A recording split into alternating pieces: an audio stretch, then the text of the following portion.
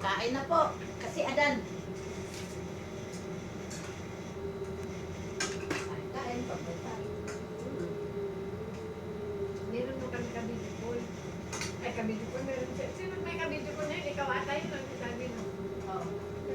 Ayun ang gusto ko. Sino yun? Sabi mo sa akin. Mga gago. Di ba? Natandaan mo yan? Oo. Basta yata yun eh. Hinadahanap ko. Gago.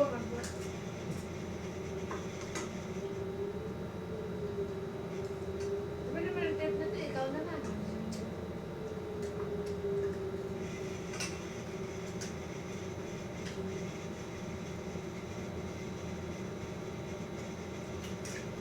Kung sa tita Dora, ano tigluto ako sa Melody.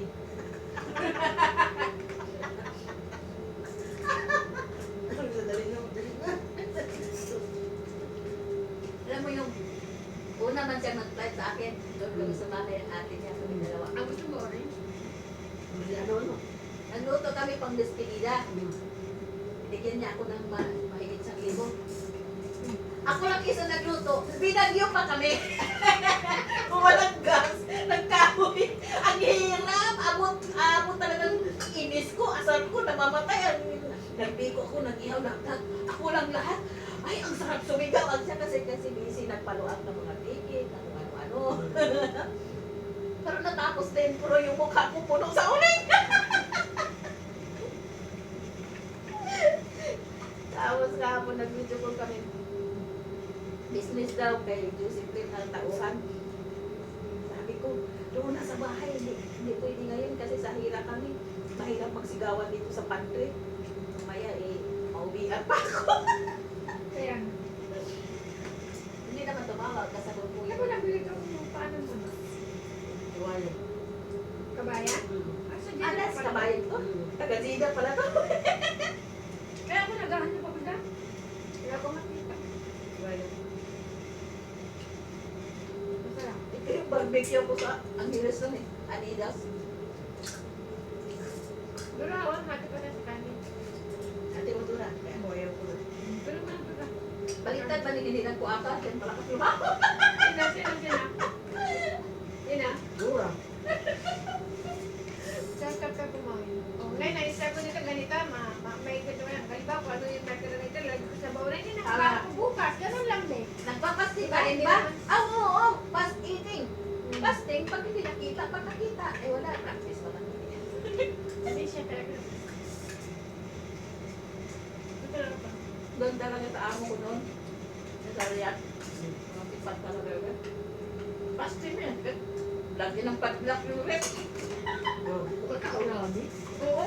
Sa bahay. Sabi naman yun. Hindi siya Ito nagpagay. yung amo. Ito amo ko noon kasi prutas, di ka pwede di mo galawin. Start ko, di mo gas prutas. Tao na. Oo, gani. Hindi na. Kumain tayo, wala kayo. Gago. Gaya na nagawa. Pero halata ka. Malakas ang katawan. Mga boss, nasa ibang tamis pala imported, Amerikano, Canada. Pagtingin ko ba, ako di ko siya. Kamakot ko, minundo, pagkatuming matulog. Di ba, pikis-pikis ang mukha ko. Sabi niya, anong ginamit mo sa mukha mo? Sabi ko, wala! Parang ba sa uwa? Ay, dyan na lang sin. Sabi pa rin, wah! Wah! Sabi ko, bakit madam? Huwag kang gumamit ng mga king, kaya masusunog ang mukha mo. Kung doon ang mukha din, ingit na pala sa mukha. Ako man yung ako magkakatabi sa ganyan ako. Kami na kami kakain. Dahil papupunta nung ano, dito pa nagkakain dyan. Kasi pagkain ko magkatulong ba? Ganun. Ako kay Yaya, ako ang swerte. Yung nasa sa bahay, ang kawawa. Ang Yaya kasi masarap. Lahat ng karnabal. Tahanan. Oo, mapupuntahan mo lahat yan. Sa ano, kanang bata, doon ka din. Ako naman, bisit ako kasi alam mo yung laruan nila yung basket pababa. Sundan mo doon. Ah, may hilo ako. Ayaw ko. Iwan ka doon ng amo, no? Balikan ka na yung pangura. Ganun, ganun. Yan ang trabaho ko, 16 years. Ako biscuit. Eh, sulsulan ko yung bata. Kaya Amerika, nadala ko. Dati kami Amerika. Ang galing kong magsulsul. Kuha ko na yung puso ng nanay tatay eh. Sayang mo wala.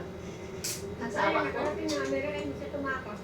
Ay, ba't ako tatakas? 3 beses na ako pumunta doon, sarili ko lang. Bago ako umuwi, binigyan ako ng visa 5. Go! Maganda yung amo ko na yun. Example, hindi ko bitawan niya magagawa mo. Business pa ako. Business pa ako. Ganda yun. Sa isang taon, halos 7 beses magbakasyon, nalula na ako. 3 lang kami sinama, yung aming po, yung aming tagalaba sa Amerika. Ang bag naman is 33 ka bag. Doon ka mamatay sa kakahakot. Ano, dahil man yung iba sa sapatos, ibang damit, ibang ano, Kabutit pa. nalang siya, basta nila. Yan ang life ng Yaya, kawawa. Bakasyon dun sa Lebanon.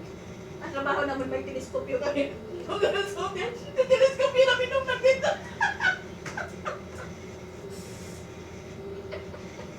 Yeah? Tapos tama kami ng tama tayo na nakita na yung nagmilagros kami.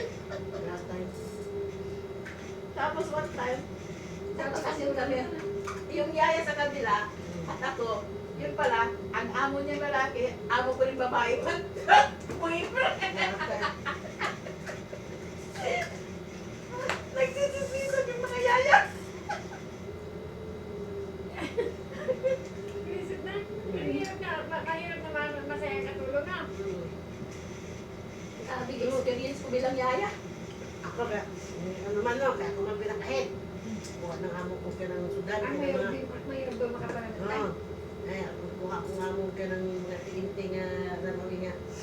May Ethiopia. Tapos yung mga sitset man. Kaya ako, laki katawan ko. Yun mo, ako, binantayan nilang trabaho ko ba? Ito ko tangin na kakaroon. Sabi ko sa amo ko, palayasin mo yan. Hindi mo lalayas, ako lalayas sa bahay mo.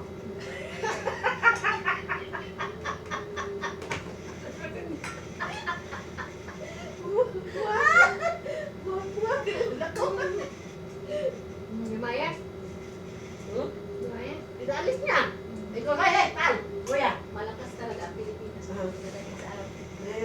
Tatay, isukoy na eh. Sigang mata ng amo ko kasi pinabalik ko na ba?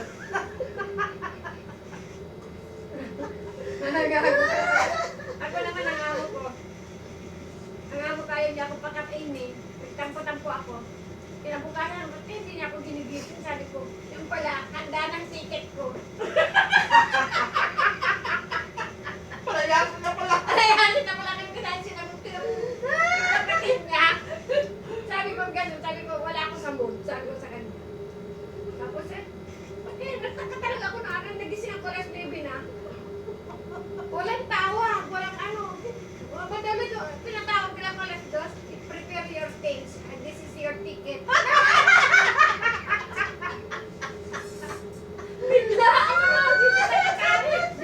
What? Isinagot mo sana, syukran, syukran! Sinabihan na ako ng kay Jay Shagun, tumawag ako. Hindi ko ako tinawag ng amo ko ngayon. Hindi ko pa inutusan. Ako sabi niya, Pala iba. prepare mo lang sarili mo, te. Ganyan ang ugali ng katari. Oo nga. Pero hindi ko katari sarili ko. Pagkabot ng ticket, where's my salary? Sabi ko naman, Tama. Yun, inabot niya rin yung salary ko. Tapos gumawa siya ng iba naman no, pinalayas, malaking babae. Pag ganyan, di ginawa. Basta pag gabi na, Ruda, prepare lang yan. Sabi ako, prepare sibuyas, prepare salad. Ah, ang ginawa ko simulat kamatis at sibuyas. Tuwing ko isang chuk! Ay, isa ko na. Alas, tawag din sa kalahin niya. Ang Pilipina, nagwala. Yan, kung Pilipinas. Sabi naman ng kasama niya, bakit hindi mo inano? Hindi, kung gumagamit ng kutsilyo. Ay, gago na.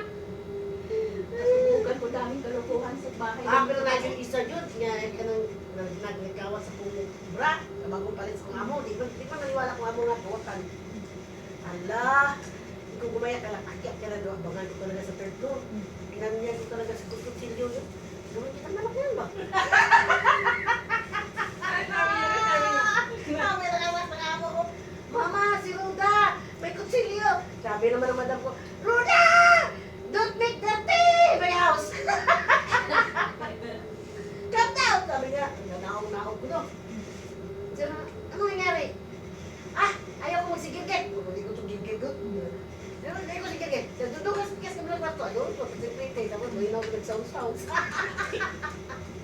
Sa amay studio, sabi niya doon sa secretary, ma. Ayun, sayaw. Ano ginawa ko sa amo mo? Ang bakit? Sabi niya, nagano ko ng kutsilyo. Sabi niya, inuso ko mo ito sa Malabaga, di ba? Oo, Sara Balacan. Sa Tara, sa Oo. Balacan. At takot sila, oy! Ay, sabi ba napunta mo ano? Sa iyo. Oo. Saudi. Masarap Sa na. Qatar naman, experience ko dyan, yung nanay ang salbahe. Ang ginawa ko, naglilinis ako sa Croax. Kaya yaya lang talaga ako. Pag nandun sa escort, pinasa-trabaho ng Florida bahay. Ginawa ko, kasi ito yung room niya, may open dito, yung ano parang, ano ba, yung may kanal sa ilalim, binuksan ko yung aircon niya. Mula alas 7 hangtod alas 12, pagtimbog naman.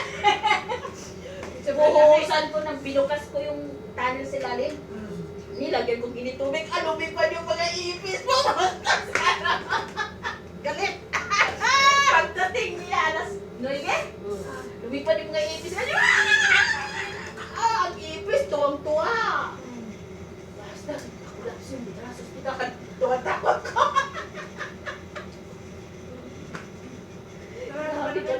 Kaduhan no?